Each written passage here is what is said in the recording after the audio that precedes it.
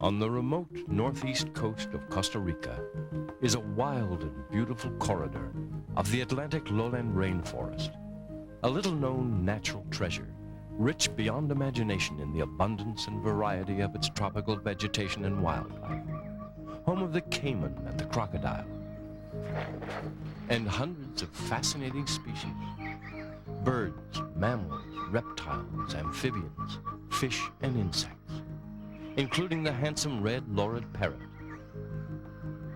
and colorful members of the iguana family. In the lush canopy of this enchanting Costa Rican paradise, noisy troops of black-mantled howler monkeys may be observed.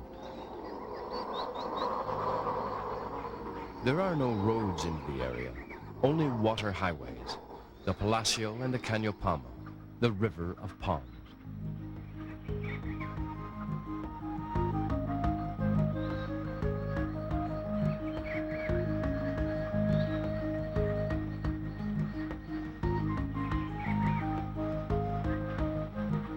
Our destination is the Cano Palma Biological Research Station. Our guide, Marilyn Cole, who with her husband and a dedicated group of Costa Rican and Canadian supporters established this wilderness haven for the study, preservation, and enjoyment of a small corner of the world's endangered rainforest. Upon arrival, Marilyn is greeted by station manager Greg Main. To begin with, my husband and I had thought that it would be very nice to be able to purchase a small piece of the tropical rainforest and do our part to preserve it for posterity. And from there we thought, well, wouldn't it be nice to be able to share this with researchers and others, because there's been very little study done, particularly in this area of Costa Rica. So the idea of a research station has evolved from that, a very simple beginning. This small but comfortable and efficient research station is a recent addition to the region. A few Canadian and Costa Rican students come here with their rubber boots, rain gear, hats and sunblock, notebooks and binoculars. Other students, nature tourists, photographers, and scientific researchers are welcome if there's room, but always with one objective in mind: to disturb the natural ecosystem as little as possible.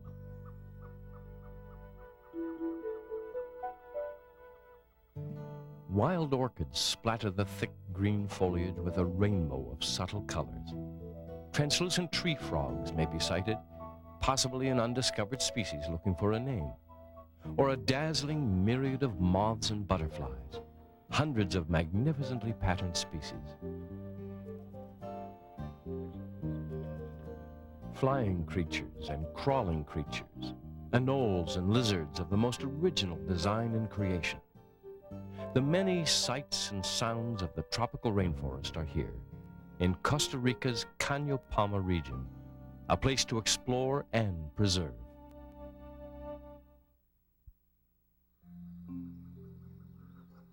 Soon after her arrival, Marilyn Cole is off hiking through the rainforest in search of the howler monkey, but eager to observe and record whatever she finds here on this hot and humid day in mid-January.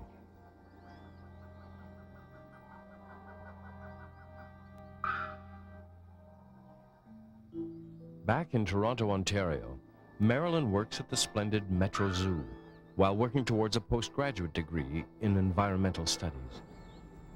I intend to continue my studies, my university studies, by doing my master's degree down here at the Cano Palma Biological Station on the howler monkey.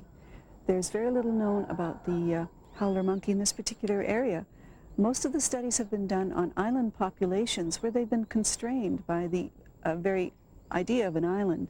And so I feel that there must be differences in a free-ranging group of monkeys that are able to go wherever they feel like they want to go within their range.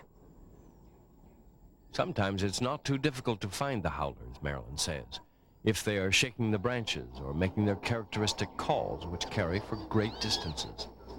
Largest of the New World monkeys, intelligent and highly territorial, even with other troops of howlers, they move swiftly and easily through their canopied domain. I've had the good fortune to do some studies in Indonesia with the orangutans under the tutelage of Dr. Birute Galdikas.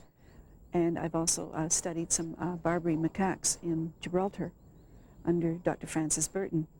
Well, this works in very nicely with my work at the Metro Toronto Zoo, where I do work with primates. Although they're the great apes, I work with the gorillas, but I'm also fascinated by all sorts of primates. Cradled in Marilyn's lap, but getting a little restless, is Jomo, a gentle, playful little charmer, youngest of the Metro Zoo gorillas.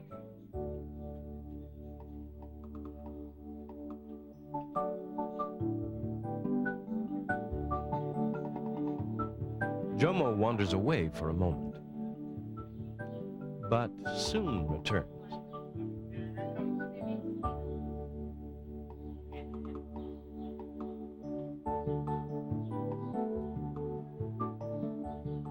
And then, well, just one more time, under the bridge.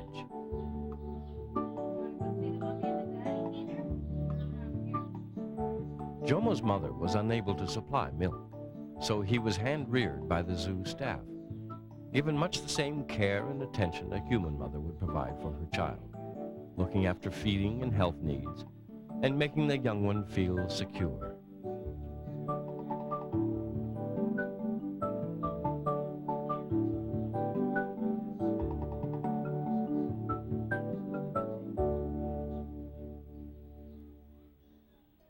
This is Charles, Jomo's father, over 400 pounds and a 20-year-old silverback who has been at the zoo since 2 years of age. Hand-reared baby gorillas imprint easily on their human surrogate parents, so Jomo spends a lot of time with his family and siblings, so he can be raised in the ways and skills of the great apes.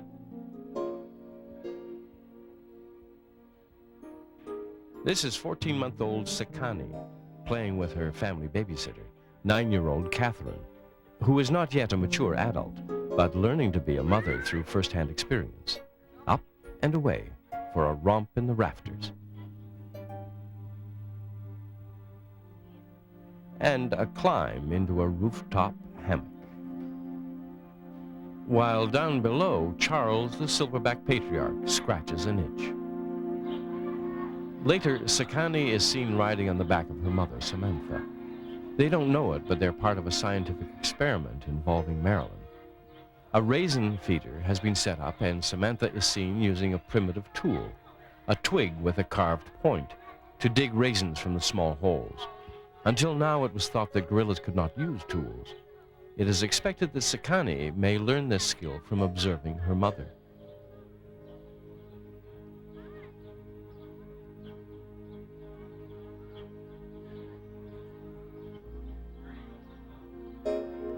Then, time to hitch another ride on Mother's back.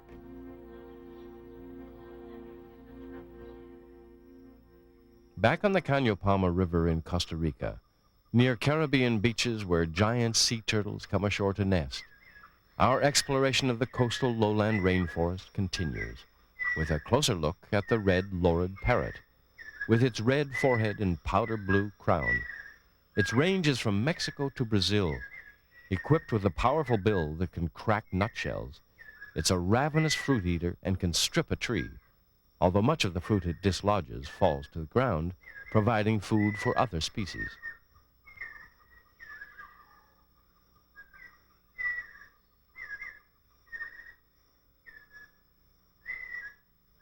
Just what are we looking at here? It takes a trained eye to identify this well-camouflaged lizard. Here's a colorfully striped inhabitant of the forest we better be able to identify, although our chances of accidentally bumping into one are slight. It's a coral snake, one of several venomous reptile species resident in the region.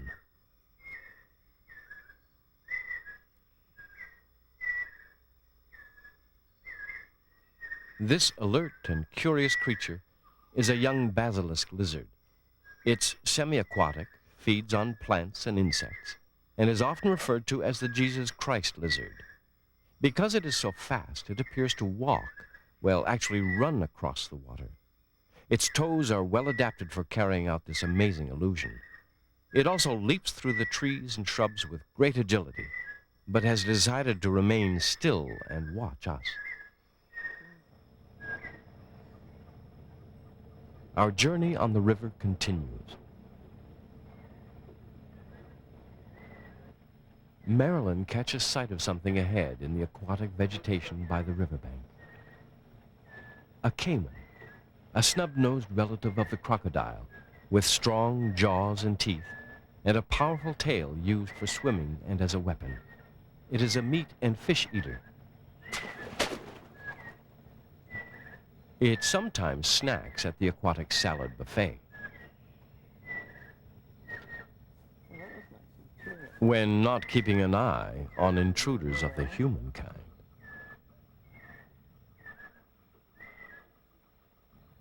Marilyn continues to scan the landscape until another species is observed, an iguana.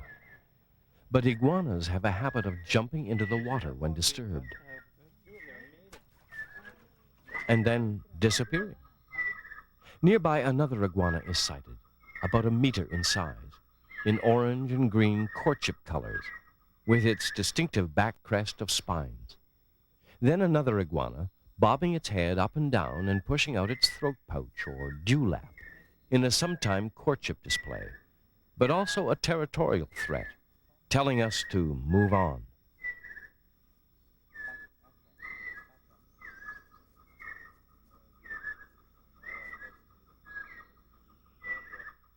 And a fourth iguana, demonstrating his climbing and jumping abilities. The iguanas live in deep burrows in the riverbank, so this one could be starting to make his way home, or to some courtship rendezvous.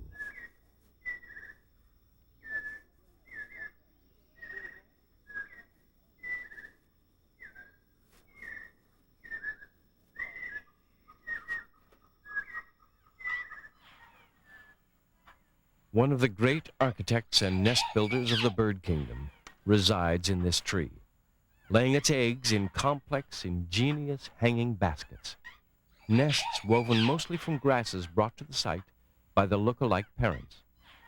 The bird is the Oropendula, here the Montezuma Oropendula, a highly social species. As many as 25 pairs nest in one tree. They also have a high wire act they like to demonstrate.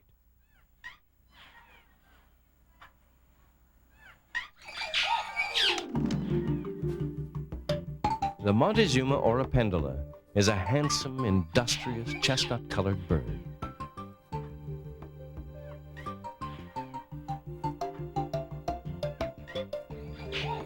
Once constructed, the hanging nests must be constantly maintained and repaired. Both parents feed the young.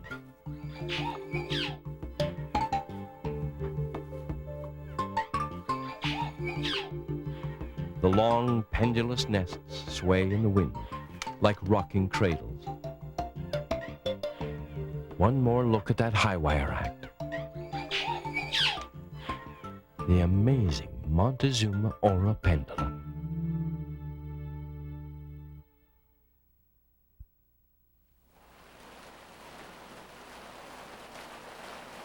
As one might expect, the rainfall is heavy here in the coastal rainforest of northeast Costa Rica.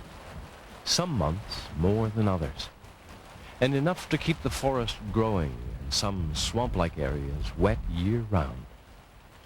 After a downpour, the air is so hot and humid, you just keep walking to dry off.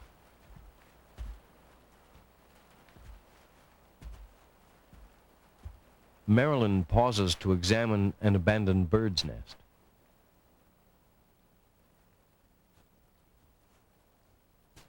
With Marilyn is Juan, a Costa Rican-born member of the Biological Research Station staff.